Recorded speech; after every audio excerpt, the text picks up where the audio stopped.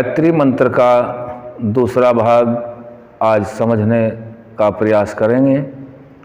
तत् सवितुर्वरेण्यं भर्गो देवस्य धीमहि। तत् का अर्थ यहाँ लेना है वही परमात्मा। वही कौन? जो संपूर्ण सामर्थ्य से युक्त है। वह परमात्मा व्यापक है, सवितु, जो सकल जगत का उत्पादक है, पालन करने वाला है, संहारक है।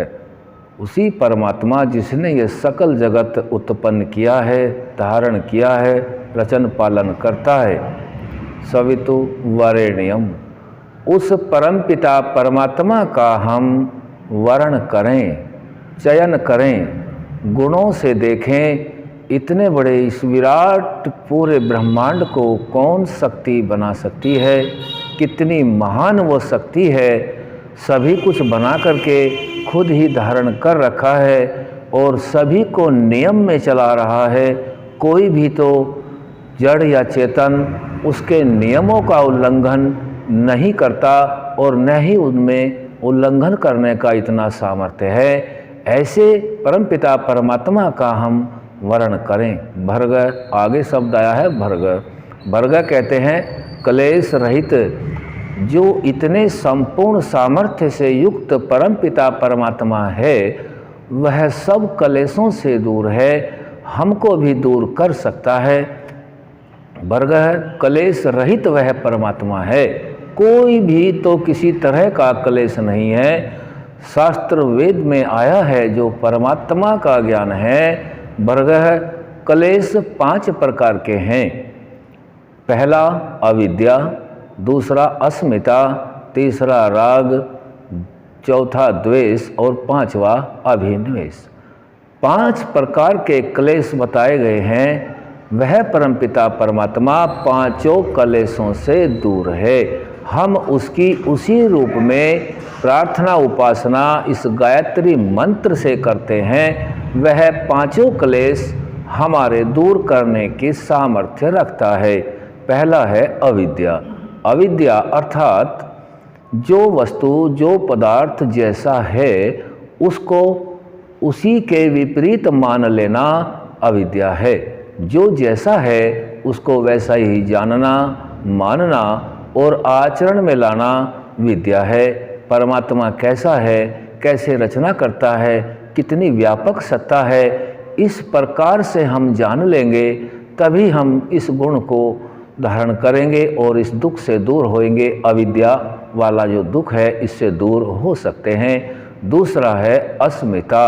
अस्मिता अर्थात मन और बुद्धि दोनों को एक ही समझ लेना अस्मिता कहलाता है। ज्ञानपूर्वक ऋषियों के आप्त पुरुषों के मार्ग से वेद शास्त्र या विद्वान सत्संग आदि पढ़ने, सुनने और देखने आदि के माध्यम से हमें यह जानना है कि अस्मिता, मन और बुद्धि दोनों अलग अलग हैं। जबकि दोनों हैं तो जड़, लेकिन आत्मा के ये साधन हैं। मन का कार्य होता है संकल्प और विकल्प का। बुद्धि का काम होता है निर्णय करने का। संकल्प, विकल्प और निर्णय करने के बाद जब इंद्रियों के द्वारा कार्य रूप उनको दिया जाता है, तब उसका जो परिणाम होता है अंततः वह आत्मा परमात्मा की न्याय व्यवस्था से उसको भोगता है। हमें ज्ञानपूर्वक यह जानना है कि मन किस तरीके से कार्य करता है, मन के दोष क्या हैं, बुद्धि कैसे पवित्र होती है। केवल और केवल बुद्धि पवित्र करने का रास्ता है सत्य। सत्य होगा तो बुद्धि पवित्र होगी और मन सत्य बोलने से पवित्र होगा और बुद्धि ज्ञान से पवित्र होगी। जितना जितना ज्ञान विद्या बढ़ता जाएगा उतना उतना ही बुद्धि पवित्र होती जाएगी और जितना अपने जीवन में हम सत्य को धारण करते जाएंगे उतना ही मन पवित्र होता जाएगा। हम इस अस्मिता के दोष से भी बच सकते हैं। बुद्धि का ज्ञान बढ़ा करके और मन को सत्य आचरण करने से। तीसरा आता है राग। राग खुशी है, किसी भी प्रकार की खुशी मिल जाती है मनुष्य को, उस खुशी में इतना लीन हो जाता है, इतना वैराग्य हो जाता है उस भौतिक खुशी से कि वह सारे में ही तो उसका प्रचार प्रसार करने में लग जाता है। यह राग कहलाता है। हमें राग या द्वेष दोनों में सम रहना है, शांत रहना है। यह राग वाला दोष नहीं आएगा जब तक हम उसको ज्ञान पूर्वक नहीं जान लें कि ये भौतिक सुख है। भौतिकता तो क्षणिक होता है, आध्यात्मिक सुख आत्मा का होता है और परमात्मा के परम आनंद मोक्ष को हमें प्राप्त करना है। ये खुशी कितने दिन ठहरेगी, इसमें ज़्यादा लिप्त होने की आवश्यकता नहीं है। आगे आया है चौथे नंबर पे द्वेष। द्वेष भी एक कलेश है, इससे भी बचना है। कोई बुराई आ गई है, कोई दुख आ गया है, जैसे राग के लिए अलापता रहता है, सारे में प्रचार करता रहता है, इसी प्रकार किसी प्रकार का द्वेष भी आता है। क्योंकि परमपिता परमात्मा की बनाई सृष्टि के अंदर 12 महीने हैं और इन महीनों में एक पक्ष कृष्ण है, दूसरा शुक्ल है। तो अमावस्या के बाद पूर्णिमा, पूर्णिमा के बाद अमावस्या। ऐसा नहीं है कि अमावस्या में हम रोना धोना शुरू कर दें और पूर्णिमा में पूरे आनंद उत्साह के साथ दूसरों को भी न सोने दें, खूब खड़जंगा उतारें।